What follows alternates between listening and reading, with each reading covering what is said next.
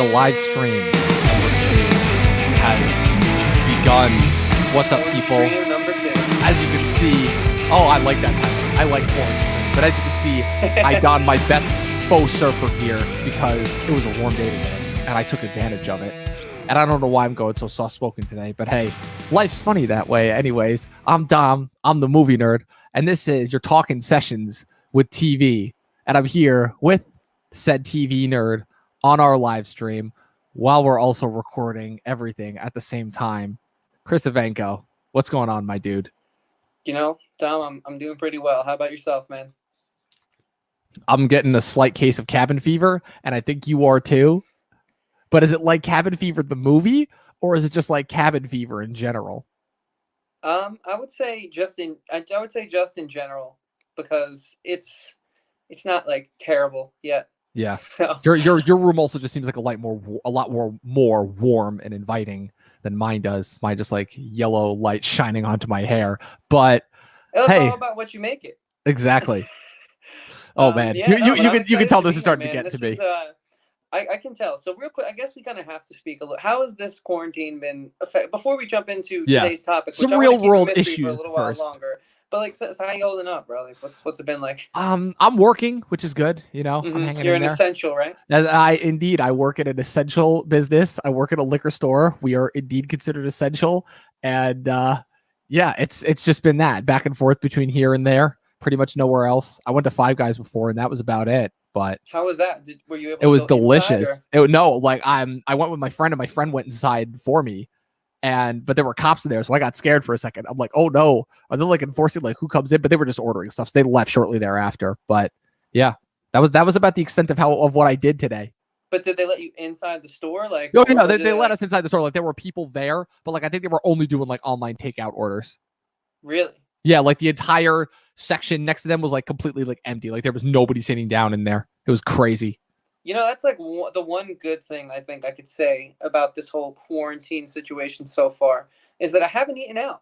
And I didn't realize how much I was doing that. And also how bad that makes you feel eating like rich, fatty foods all the time. Or not even just like fatty foods, just like something about like not cooking it at your house, you know? Like they got to make it taste like you ordered it from someplace. And like, you feel so much better. I mean, I guess, but I kind of just got used to dealing with that. Like just with that kind of order out taste of food, you know, just because I was doing it for so often that I'm like, hey, I'm this isn't something that I'm actively thinking about.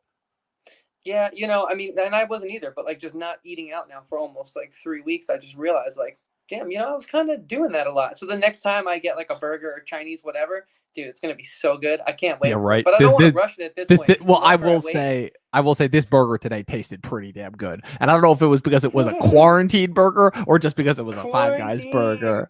Quarantine burger. Beef, man. Yeah, it was pretty good. But you know who's not making beef and is instead dealing with Mexican drug cartels? I don't know how good of a segue that was, but I felt like jumping into what we're talking about. I thought we were talking about Tiger King. No, that's next week. No, I'm just kidding. Well, I don't know. Like I said, I don't really. What everyone's talking about. That's literally what everyone's talking about. Like, I'll wait until they make the actual movie because I don't watch documentaries. But anyways, you heard about that, right? They're actually thinking about making a film. It's not even like I'm thinking about that. Like they're already considering it. Like Kate McKinnon has already been approached to play like one of them. I think the reporter. I don't know. I don't know any of the characters. I don't feel like taking time out of my day to watch white trash. But that is true. I started the first episode and I didn't finish it because it just made me mad. What the people infuriated just like the overall treatment of animals. Exactly. That 20-minute segments. But before we dive into today's subject, since that is like the hot button item right now, like it's the #1 show on Netflix because you know they do those fucking ranked things now. Yeah. Like this is obviously, I feel like you and I can both see that this is only #1 right now because it was just such an absurd title and it came out. It's an absurd title to distract from the overall hellscape that we are stuck in. But like time and place. So the only reason this show was right. And now you're beginning to understand the way that things actually work. It is all time and place. But that's not what we're here to talk about today. We're here to talk about the other white trash kings of Netflix. That being, of course, the characters that take place in the Ozarks in the show, aptly titled Ozark, created by I think it's Bill Dubuque and Stephen Williams, I think are the two guys that created it. But if you guys haven't caught up, haven't watched with it, haven't watched it so far up to this point, the basic premise is simple enough. Jason Bateman plays a money launderer for a Mexican drug cartel named Marty Bird, whose entire life is upheaved when he finds out in the first episode that his partner was stealing from the cartel. And so the only way that he is able to weasel himself out of death is by promising to move to the Ozarks and launder a fresh $20 million for his Mexican drug cartel contact. And along the way, he ends up meeting the whole host of colorful characters that specific part of bright, colorful Missouri has to offer, including Julia Garner's Ruth Langmore, the Wicked Snells, portrayed by Peter Mullen and Lisa Emery, and future antagonists include the new contact that the Mexican drug cartel has sent up, played by Janet McTeer, as well as a whole host of other colorful characters. So, Chris, before we actually dive into this season, I want you to tell me what your history with the show Ozark is. Sure. Yeah. My history with the show Ozark. When it first came out in 2016, I tried to watch it because it looked pretty cool. And that was when sort of like the Netflix originals has sort of found their footing by then. And so there was like a bar of quality that was like cool. Like, at that point, anything that came out on Netflix, at least in my opinion, was at least worth checking out if it at least slightly piqued your interest. And so I checked it out because, I was craving sort of that Breaking Bad. It had been a few years since the show had wrapped up at that point.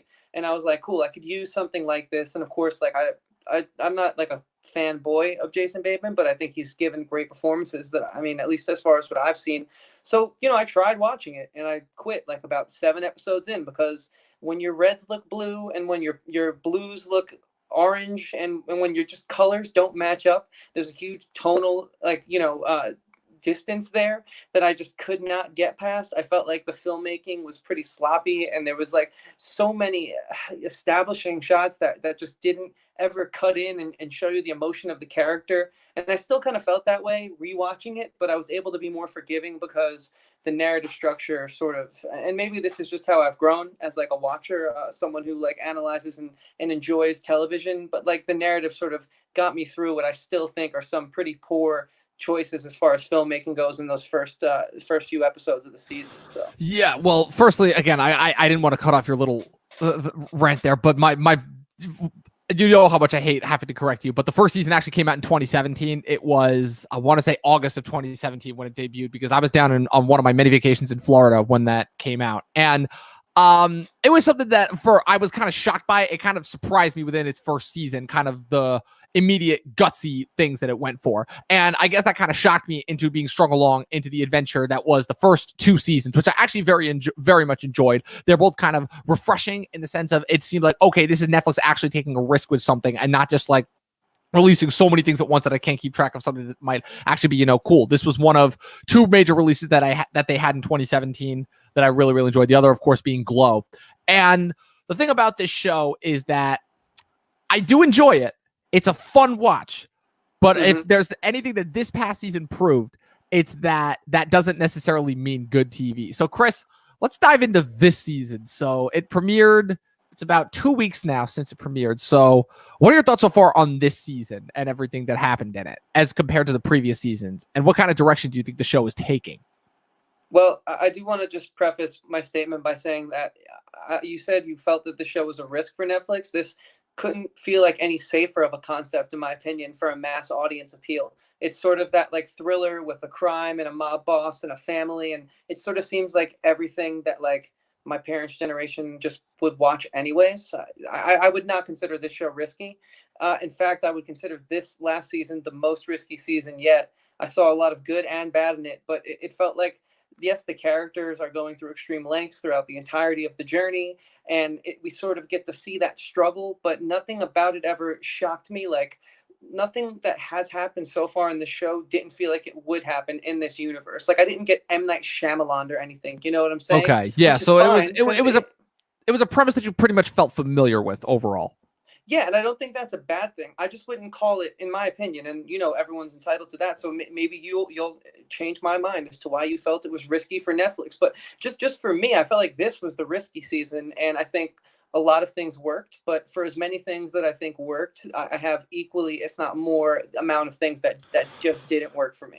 It was a wrong word choice. Risk is a relative word, especially now, given most TV studios like just overall general willingness to accept a whole bunch of different variety when it comes to genre storytelling within TV. But I don't know. I guess just in the sense of like kind of it's almost disturbing subject matter, I guess is what I would go for. But not disturbing in the sense of it, not disturbing in the sense that it's kind of unfamiliar territory. But the thing that shocked me so much about that first episode is that they're like, okay, no, they are showing right off the bat just like who we are dealing with, in terms of its antagonist. And it did it in a way that like I don't want to say was like shock value-esque, but it certainly had elements of that in there, like just with how disturbing and brutal it was and like how certain of the filmmaking it is. And literally no joke. It's funny. I was just having a conversation with my friend about this. It's the kind of thing where in concept, it actually sounds really, really cool. It just felt like past the pilot. It's like, okay, now we're just started to get into like a little bit of soap opera territory, and that's kind of what I felt.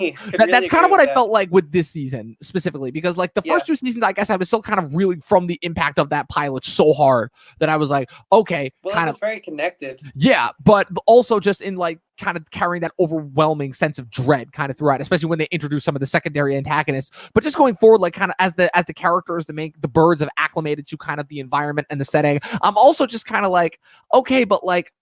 So kind of the overall familiar. What I find is that the overall familiarity of the world starts to take away from some of the stakes that made the show actually so compelling to begin with. If that makes any sense. Elaborate on that. I'm curious to see what you mean by that. So basically, kind of where in season 2, right? They're still reeling for the fact of like, okay, the Snells just killed Del. Sorry, spoilers for anybody who has not watched up to this point. But the Snells killed Del, right? And so that does leave you with an underlying, okay, how are they going to explain this to the Mexican drug cartel, And in season 2, if anything, that kind of almost gets resolved like almost immediately, because like the cartel sends like a new character who's like slightly more open-minded than Del was with the Janet McTeer character. And then Helen and then like they immediately like make buddy with the Snells, like they're going over to their house for dinner within like a matter of episodes. Like there's kind of like that dread just kind of goes away, especially what becomes especially unbelievable is how at the end of the season they're kind of just like, okay, so they are fully in bed with the Mexican drug cartel, but they've also gotten like they're like super rich now, so like they're going for like the super like high up drug drug kingpin sort of level standard, like kind of, we're mob bosses now in this town. And it's just like the levels of unbelievability that the show is getting to is starting to get a little bit ridiculous for me, and it started to kind of take away from like, to me, what made the show good to begin with. Yeah, I see those points. You brought up something that sort of is something that I kind of have had an issue with since the first season, that they seem to always do, where it seems like every 5 episodes we sort of hit like a mini arc starts, and so there's like a new character, like you basically they were just buddy with the Snells after like fighting so hard to cut that deal and killing Del, and then like they're just instantly friends. I just think it like all moves a little too fast. Yes, agree. But the thing is, though, I think the show is also too long. So when I said earlier on, like starting off, really, when you asked me, like, what are my thoughts about the first few seasons before we dove into this 3rd season, that my problem with the filmmaking is how it's the way they show it. I feel like, like you said, the premise is great. Like it's all there on paper. Like selling this to someone at a dinner party, this is an easy sell. Like you can get, I think 9 out of 10 people will always be like, yeah, you know what, I'm gonna go home and check that one out. It's just like the choices they make, I don't think sort of accent or bring the story to life in the way that they had hoped for the most part. You know what I mean? I agree with that, but I also think that it's funny that you mentioned like it's almost like it goes by rapid fire pace, because you are right. Like that's the one thing I will say that this show has more than a lot of other shows, I would say, is they do have a great sense of pace. The problem is that the individual episodes go on forever. And like, you're right, like the amount of subplots that they bring up starts to kind of undercut some of the main material, literally to the point where it's like, okay, what was the main focus again? Like literally, no joke, like going back, like I could not tell you half the stuff. I really liked season 2 while I was watching it, but I could not tell you like half the stuff that happened in there where I'm like, okay, yeah, that was actually like really fun and memorable. Cause like, you know what it is? It's kind of, it's the predictable beats pattern, it's that even if the characters are good, and I do think that the acting is still for the most part really good, it's that the stories kind of spin themselves in a way that it's like, okay, this is just like your entertainment in the moment, and this like has no concern with being anything other than that. I could agree with that. So if we're talking about this 3rd season, right, and that's sort of the focal point of like this conversation about Ozark in specific, being that we both watched it, I would say that this season suffered the least amount from these issues. But I also think that because the storylines were a little more centralized, you kind of had less characters coming and going.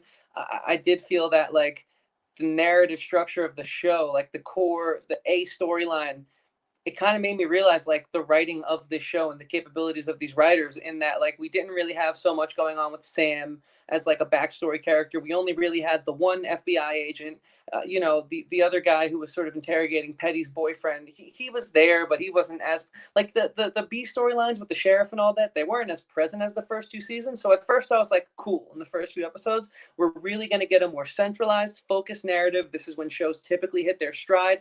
I'm ready. Let's do this. And I enjoyed a lot, and we'll talk about what I enjoyed a lot. But since we're sort of on this beat of like what was not the best with it, it didn't feel like the more centralized, focused narrative was strong enough to keep me interested. Whereas like maybe if we cut out the fat from those first two seasons, I might feel the same way. It kind of opened my eyes up to like what this show really is. You know what I'm saying? Yeah, I totally get what you're saying. And I guess kind of my thing. Yeah, it's funny too, because like for me at least, I'm a little bit of an odd scenario, because I actually, for all their faults, I actually did really, really enjoy the first two seasons. And this season was kind of the first season to me where I'm like, okay, this show was starting to kind of spin its wheels a bit. It was kind of the opposite of what we talked about last time on Lost, where Lost, the thing that's so memorable about it is its characters and kind of how you're just following along with them and in their shoes, because it's all relatable scenarios. This is a sense of where, okay, this is a genre that we've seen before, and these are, typical like TV-esque characters, if you want to call them that. And even though they're very well acted,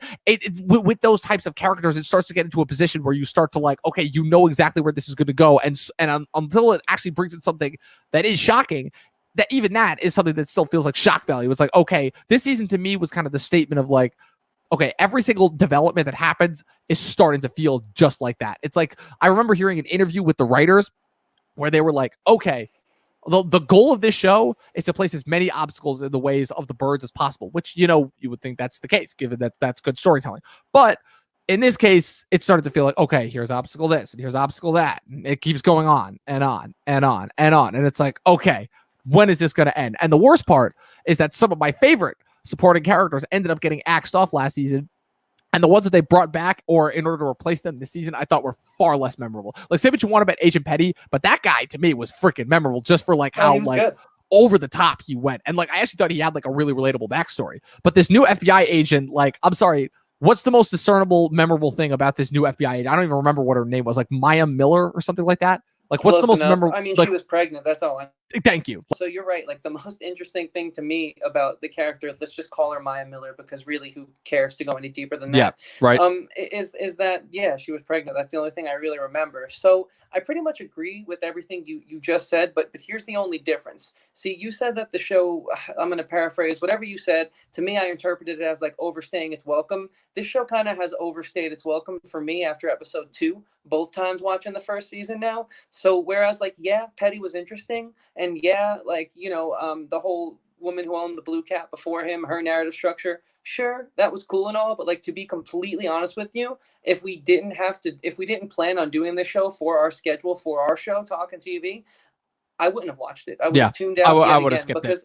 Because I think it's not bad. It's certainly something to watch, and I'm glad I watched it during this quarantine. I would have felt if I didn't watch it during this quarantine, it would have been kind of a waste of time. Yeah. So, but with that being said, like, I felt like there was a lot of positive from this season, though, sort of establishing that as my feelings about the show. The characters of Ruth and Wendy really have found their stride. And I would agree with that.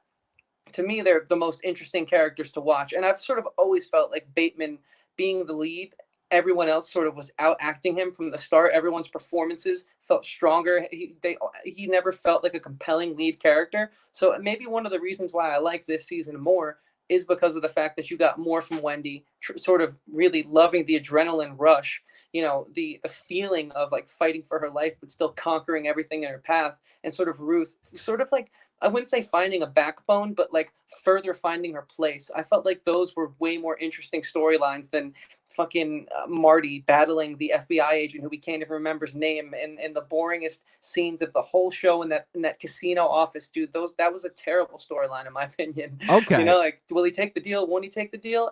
I could care less. Just cut back to Wendy. That's how I felt the entire season. that part was starting to feel repetitive, definitely, because it felt very similar to, like, I guess the interesting thing that was unique about Petty for the first season is that for that whole first season, Marty and Petty have no interaction. Like, Marty and Petty don't even meet until halfway through season 2, which was actually like kind of the most compelling part to me, and the thing that showed, okay, this show does have plans for like a long game. But I guess my problem with this season is that it's just like, okay, so they really are just going to keep up with like making shit up as they go along, which is something that I'm starting to become a little bit like too much. I'm starting to become a little bit too self-aware of that, and it started to get to like really annoy me, I guess I should say. But in terms of this season, like, I will definitely agree with you. Like, Ruth and Wendy definitely kind of both had their stride, and even though Ruth is starting to get a little bit annoying, just like her intonations, I do still think that they were very well acted. Like, that's the thing I will say, is that the actors that this show does have and kind of their characterizations are interesting. Yeah, I don't know. I just think, for me, dude, like, again, it's sort of overstayed its welcome from the start.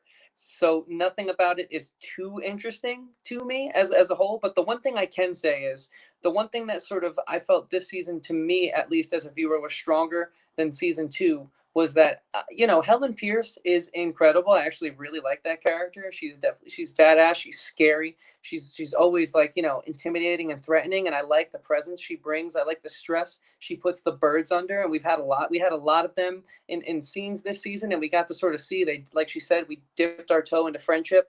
I thought that was interesting, but I felt that she was at her best this season, and I think it's because we kind of got to see the main boss, the main honcho. We had another mob leader, whereas we really didn't have that in season 2. It was sort of like Helen answering a phone, but you never met the guy. And so I feel like she's at her best when she's like a conduit and sort of like playing her her luck against the birds with this mob boss, like how she tried to undercut them at the end, and then obviously she went out with a bang. Yeah, but like literally. But like, to me, it's like, if someone answering a phone call in Mexico is like making this show interesting, like the character you're only seeing for 5 minutes, there's a problem there.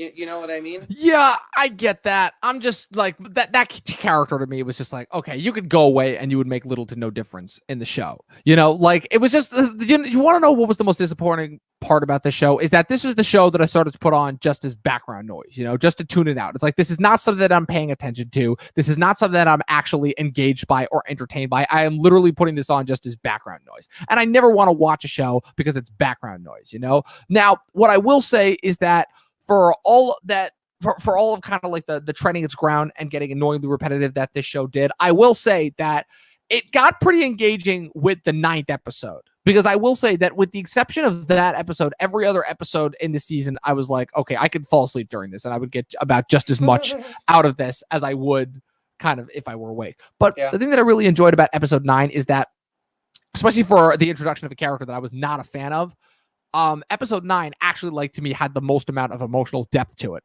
Like, it actually had like a lot going for it in that sense. And I was actually shocked by that, because not too many shows can do that.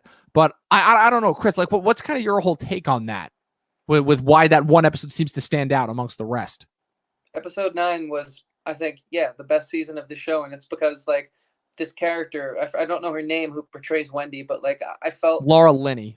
I mean, she was incredible. I mean, I was sitting there watching that with my parents, and we were all just like, wow, like, that's not an actor crying. That's like, someone is that character right now, and they actually lost their brother. And I needed more of, I mean, we got so much of her. I think it's just because Marty was just, he's been so flat since that first season. I think the only people really watch is for her. And like, her brother, I actually really didn't mind his character once I got to know who he was and sort of see the scope of his illness. And I think he did a good job portraying that. And so to only have their relationship for one season, I was more interested in their one season relationship than I've been in Marty and Wendy's the entire time. Just because I think I love Bateman, but I just don't think this is the role for him.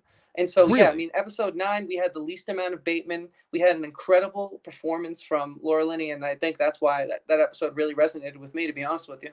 Yeah, so my whole thing with that is, like, the one thing I will say is that the relationship between Wendy and her brother, Ben, that's introduced, portrayed by Iron Fist's Tom Pelfrey. Remember him? Don't worry, nobody else does.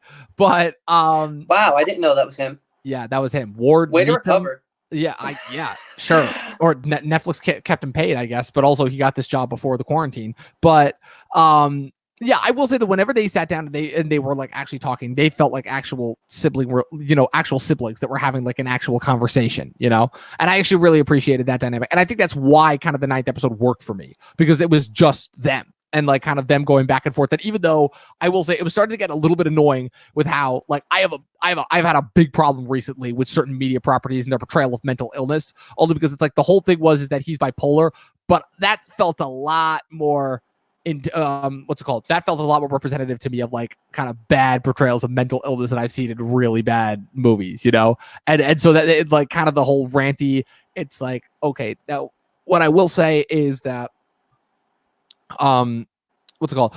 The parts of the mental hospital, because I've been seeing a lot of stuff, a lot of projects recently that take place in mental hospitals, because I watched It's Kind of a Funny Story just the other day. And so that brought back some memories in me just from my own personal life. But like, so that part was really compelling. Like, there were a lot of points in that episode that were just compelling in general, I agree. I think it was the apex of the season. And that to me, I think that, we've had 3 seasons for this show to sort of find its stride. I think this is its stride. I think it's going to be a flawed property. I think you're going to have really great moments. Like, for example, when they were at that diner and he's like, eat, Wendy, why aren't you eating? And then he brings up like, you remember that dog? He was a good boy. Like, I feel like that's how I would talk about a pet of mine that I had lost with another family member. It felt very real and organic. So their exchanges were awesome.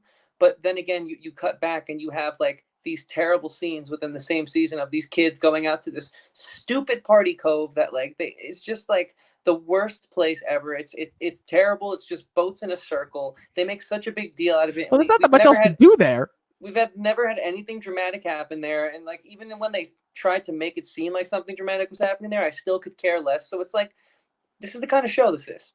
For everything they do right, this is what the show is. As many things as they do wrong. But like, yes. With that being said, episode 9 certainly made me not want to rank this season as high, because you got to follow that up in a big way. And I really don't think they did, until I'll admit I did like the way the show ended. That last scene, I was a fan of that. But other than that, man, I mean, the whole where she called him and she's like, Marty, don't get on that plane. I'm getting on this plane. But hey, don't get on that plane. But dude, boring. Like, what do you think about the 10th episode? A shit.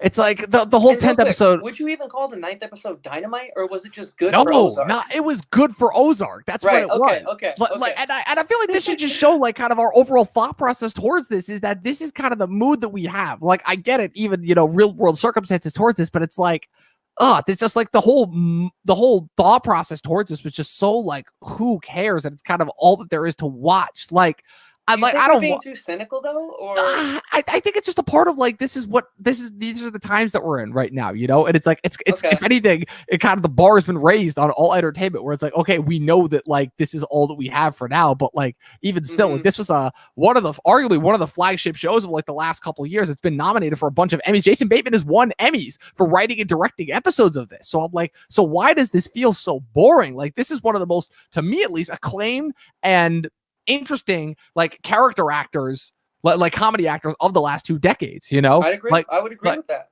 Like Horrible Bosses, Game Night, like just those 2 alone, great movies. So Bosses, I guess Kevin Spacey aside, I love that film. But he's great. That is the problem. But great. It's just he ruined how we talk about him. But anyways, like this 10th episode, and I guess just like normal people love this show. Dom. Why? Like, my parents love this show, and I loved this show for the first 2 seasons. But I'm just like, this season, I was just like, oh my God, I just don't care about anything that's going on. You know what this kind of felt like? This kind of felt like when I was watching House of Cards. Because with House of Cards, that show started off really strong. It was really engaging. But the longer went on, I mean, that show kind of an unfair advantage because it kind of got surpassed by reality. But just as that show went on, I just became like, okay, I'm just watching this to watch this. Like, this is so boring, and I could so care less about this. And that's kind of what this feels like. Insane color grading aside, but then again, House of Cards had like a black color filter over it. And this is like, everything is in like nasty looking blues. And like, it wasn't as noticeable to me when the season started, but as the season went on, I was like, oh damn, wow. Like, yeah, man, it's ridiculous. It's like color of my shirt, but as a TV show. Right. I'm glad literally, you shirt, right? That is so true. This is a good shirt. Disgusting sepia tone that just didn't need to be there. It's like singeing my eyes out. So this 9th episode, do we agree to say that it was dynamite for Ozark? It was dynamite for Ozark, yes, not for actual like good episodes of TV. No. Yeah. So how'd you feel about the finale then? The big bang. The finale, I was just like, honestly, I'm glad this is over. I'm like, I've been so bored. I've been like, okay, I just had you on in the background. Like, yeah, it's engaging, but you know it's bad when I'm calling every single plot point in this show before it actually happens in the show. Like, dare I bring up, but easily the most disgusting part of this whole season, freaking Wyatt and Darlene sleeping together was Jesus Christ. Like, Darlene's why? character feels like we should have written her off in season 2. Yes, but that was like the goodbye point. We're now stuck with this, and we don't know what to do with it. Am I right? That storyline alone is like the ultimate example of what happens when writers have just completely run out of things to do with a certain character, certain two characters, I should say. And it doesn't help that that actor Charlie Tahan seems to have come from the same cloning factory that produced both Ben Schwartz and Joe Keery. But even still, I'm dead serious. Wow. Like, put them next to each other. When you put but it that yeah. way, I can't disagree. Like, tell me I'm wrong. But like, No. and yeah, I was just like, why? Of all the things, why did this need to happen? So I feel like that alone was like kind of the reason. And then it's already bad enough that one of the primary antagonists this season is also Tommy from Power. And I'm like, oh God, that guy again. Like that, I'm like, I hate that guy. And then the show gives you a reason to hate that guy. And you're like, oh, like just he's the one that's pursuing Aaron, right? No, that's the Frank Cosgrove Jr. No. That's not Frank Cosgrove Jr. I'm talking about the CI who's working for the mob. He's one of Frank Cosgrove's employees. Oh, that guy. Who's like pursuing Aaron. Is that who you're talking about? Yeah, no, the Justin Long lookalike guy. Yes, exactly. I thought it was Justin Long for a minute, actually. Me too. I thought it was Justin Long, and then I thought it was Ben Feldman. And I'm like, oh, no, wait. That's just, some other guy who looks like that. So that's not who you're talking about? No, I'm talking about Frank Cosgrove Jr. Oh, he was so boring. Yeah, like who gives a shit? Like by the time Darlene comes in and does what she does at the end, it's like, I don't care. I'm sorry. I just don't care. I thought that was funny. Yeah, but it's funny, but I didn't think it was good either. Yeah. I just was like, okay, that happened, and I'll laugh at that. Yeah, because like, who would have thought that would have happened? That happened in the moment, Right, and so my thing is, how is this? I mean, usually have your finger on the pulse more. How is this being perceived? Has that information come out yet? Like, it's positive, but I'm taking everything with a grain of salt now, because now we're not like kind of in a position to be thinking that way, because like everyone's just going with like what is available to watch, and so not as many people are going to be like as critical of it. So like I haven't heard anything, but like I think it's still like generally well liked, I guess. But I guess I just feel bad ripping on something because people need entertainment in these times. They do. Some people find Absolutely, our shows they do. Entertainment, but like, hey, at least we're telling the truth, right? Yeah, that's what I mean. Like, I'm not gonna fudge on something just because like other people like it, and this was just boring to me. I'm like, this is boring. Yeah. Back like Chris, but I literally just finished this like a week ago, and I already forgot about most of what happened in the season because it had just like that little interest. And put this in perspective, Julia Garner won an Emmy last year for Ozark season 2. That's Ruth. So yeah, that's Ruth. I think that's deserved. I didn't know that. I do think that that's deserved. I mean, I do enjoy her character. I don't know what she was up against though, so maybe if I knew the category, but that's neither. It was all people from the last season of Game of Thrones. Okay, so I mean, not tough, but with that being said, you were texting me a bit like a few times throughout the course of you watching it, and you kind of emphasized Jonah a lot, and so I have a lot to actually say about like the 3 kids, Aaron and the 2 kids we've the lawyer's kid is like we don't need to talk about her. Like she's just like okay, even like the show forgot about her, and she was literally a plot device to me. And I couldn't that is just something I can't stand when that happens. I agree, and they didn't even do it in a way that was like. It makes sense to do. She felt so throwaway. But like, why Jonah? Why were you texting me about him? Like, I don't know. Like, just because maybe it's just because that actor, but like, just how that character perceived everything in the world. It was just kind of so nonchalant, and it was kind of like in the sense of we're like, okay, he does still have like kind of that childhood innocence, while at the same time, like actually like having emotion. Like to me, it was like kid acting done in like a subtle way that I kind of haven't seen since the first Stranger Things. And like he was just like to me, I'm just like I don't know. I like Jonah. He's funny. And then like to me, like when he got the drone and everything, like, because keep in mind also, he did unintentionally end up saving Ruth's life in that one ambush scene with his drone. So like to me, I'm just like, okay, this kid is just like the most efficient and like the coolest character because he just gets stuff done and he's so nonchalant about it. Yeah, I kind of like, I hate to sort of like daydream about how to make shows better because I feel like that's a sign of like what the show is that you're watching. But I would love to see a show about like, maybe even just these kids and it's just like sort of like a high school drama of like growing up with your parents as like drug lords, because they're Stranger like, Things, Ozark edition. I mean, dude, you're right. Jonah was interesting, but again, to call his arc interesting, I feel like is just lying. But he's interesting for Ozark, I would say. Yeah, definitely. And then Charlotte's character. I mean, they did this one moment where like they did a reference back to season 1 where Jonah's yelling at the mom after she comes home from like having been off and she's drinking and all that, and he's yelling at her mom, "I hate you," and they're standing in the doorway, and he looks to Charlotte and he goes, don't you have anything to say right now? And if you remember, she said that to him when he was in the backseat of the car when they were running away at the end of the first season. Yep. And I was like, okay, that moment. Yeah, I mean, I guess people be like, oh shit, like that's a callback. But is it a good callback? Yeah. Like, even the kids who I think were interesting, this is what I'm trying to say. Even the kids who I thought were interesting, even their moments just fell flat. Yeah, indeed. No, you're right. No, Tom. You're right. And like, I don't know. Like, I guess like the thing about the kids that I liked is that they were able to keep them grounded in a way that didn't feel like typical TV situation kids. Like the things that I said are because I remember I wrote an article about this when I worked for the newspaper up at school, and I wrote, okay, the thing that I like about these kids is that they are taking them in a different direction, like kind of unlike kind of the anti-Breaking Bad. It was like, okay, so the kids find out really quickly to the point where they end up like partaking in the parents' drug. In the parents' drug activities. And I was kind of just like, okay, this is interesting at first, but then after a while the kids just like kind of fade out of the picture because it's like, again, like it's very clear that nothing is going to happen to them. Like the last threatening thing that happened to Charlotte was when she threatened to go independent at the end of the last season, and then she got threatened by Root's dad, and that's about it. And then Wendy just had him killed, and it's like, okay, so now this is going to be a power trip mode for Wendy. And like the entire time I was watching Wendy throughout this season, I was just like, okay, I'm waiting for her, like when Ben mentioned her southern accent, I'm like, okay, I'm waiting for her southern accent to come back and for her to just like grow that imaginary cartoon mustache and just start twirling it. Like, I'm serious, I was waiting for that to happen, because that would have been more interesting than what we got. It would have. You brought up Wyatt and you brought up Charlotte, and you didn't bring them up in the same way, but like, what happened to their friendship? Yeah, there right. was no Thank scenes you. with them together. There Nothing. were so many loose ends. Darlene, their friendship. I'm sure if I keep thinking even harder, I could come up with more. But we're live right now, so you're already putting more effort into the show than I clearly have. But you're 100% right. Like they were dating. Like what happened? Because like,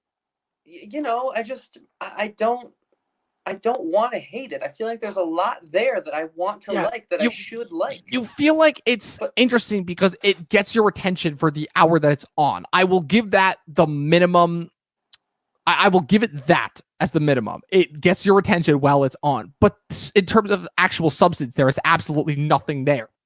It is literally just like, okay, what is the next shocking thing that we can just throw at you in order to get your mind into us, Yeah, and I think that this season suffered from not having that third figure in the household, that third adult, because I really loved the character of the old man who lived in the basement. He's the best character on the whole show for the first few seasons. 100%. He was the most interesting character, and like the reason is because like this show is 30 hours now. We spend a lot of time with these characters, but so many of them still feel so thin. But they got him right. Yeah, 100%. Get more. Maybe it's just the actor. Right. Yeah, maybe it's just the actor.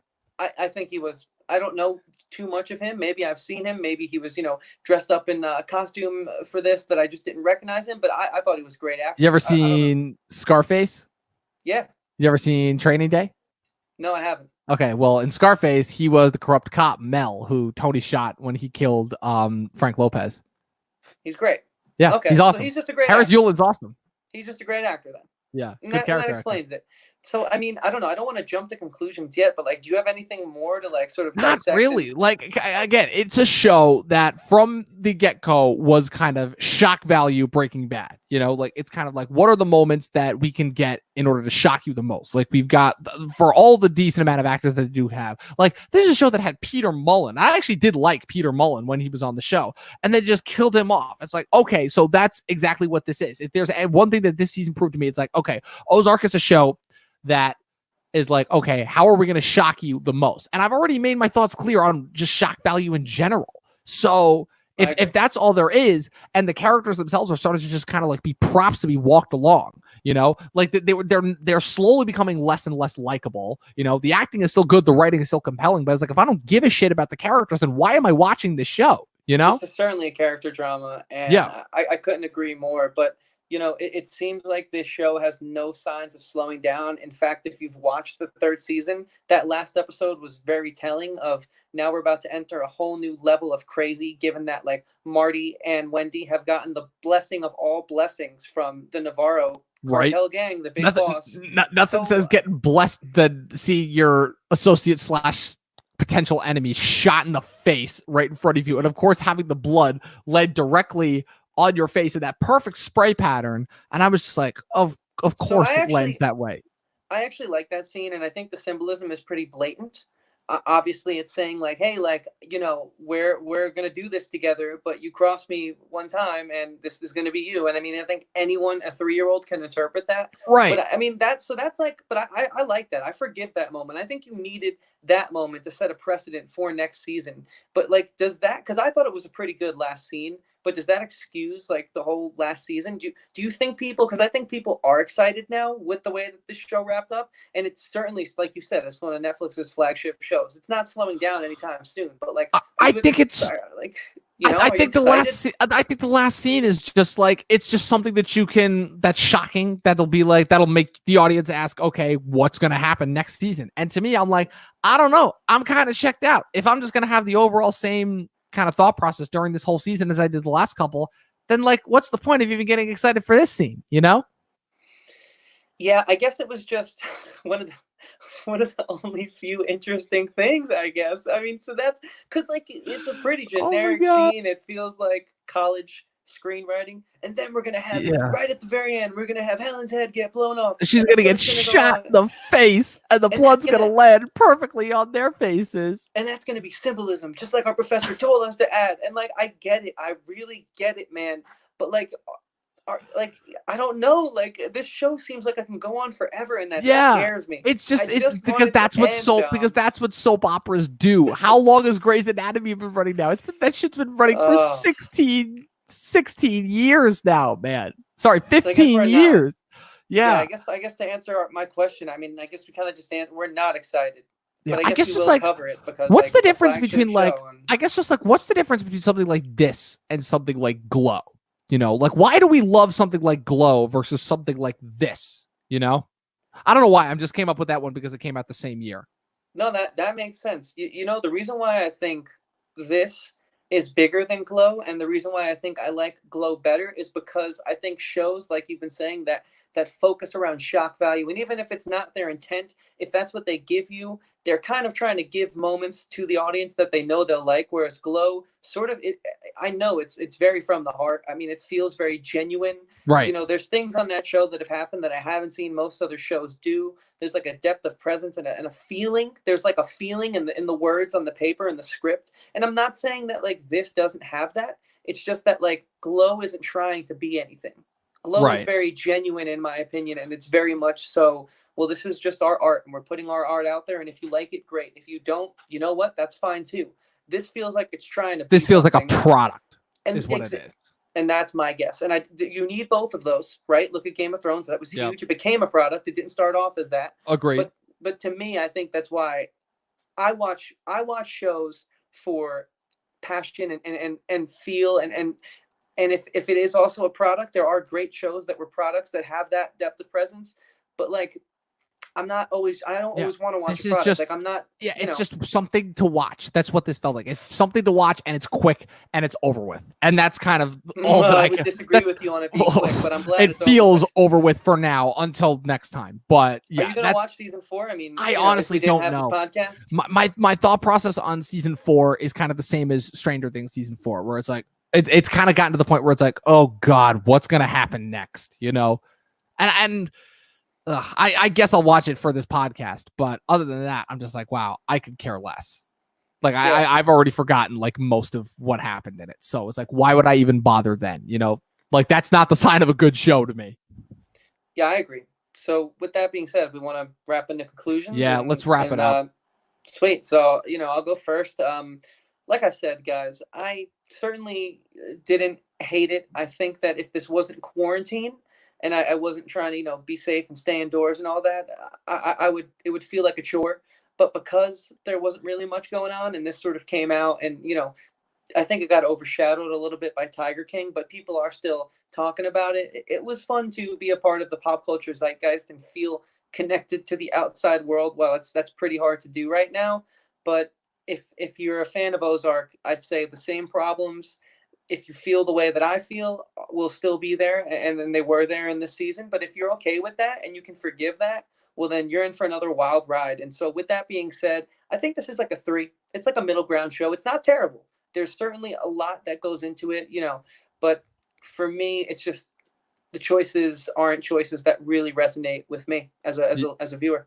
Yeah, you took the words right out of my mouth. This is something that you watch because you're in quarantine, you're stuck in your house, and you have nothing else to do. And there's a decent amount of familiar movie stars that you see that give good performances and make the material go along that much faster. But yeah, this is like a middle tier kind of a watch. I'm like, I watched this, it's background noise. I barely remember anything about it, but from what I recollect, it's fine. I would say 3 stars as well overall. Yeah, I think anyone sort of with our taste, because we have similar taste. Obviously, we differ on certain topics. I think a lot of people are probably feeling the same way out there. It's just hard because on social media, like the loudest voice is usually the voice that's like, that was amazing or that sucks. And so like there's never not really, Roger like, Ailes in this case.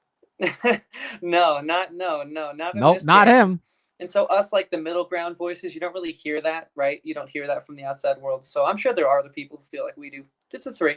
And with that being said, Dom, it's fine. I think our show is a 5. And where can people find our show, follow our show, and what are we up to lately? I mean, we kind of have a lot planned. We've been up to a decent amount overall. We're on YouTube now, as you guys can see, live streamed on our channel with approximately 0 views on the Talkin TV YouTube channel. But you could also find us anywhere that you could also listen to podcasts, as this podcast will be up officially on this coming Wednesday. Anchor, which is a distribution service that goes out to Spotify, Apple Podcasts, Radio Public, Google Play, Stitcher, Pocket Cast, and not SoundCloud. But basically any place that you could listen to podcasts, just go there and type in Talkin TV or Talkin TV Podcast, no G. Chris, where can the good people find you?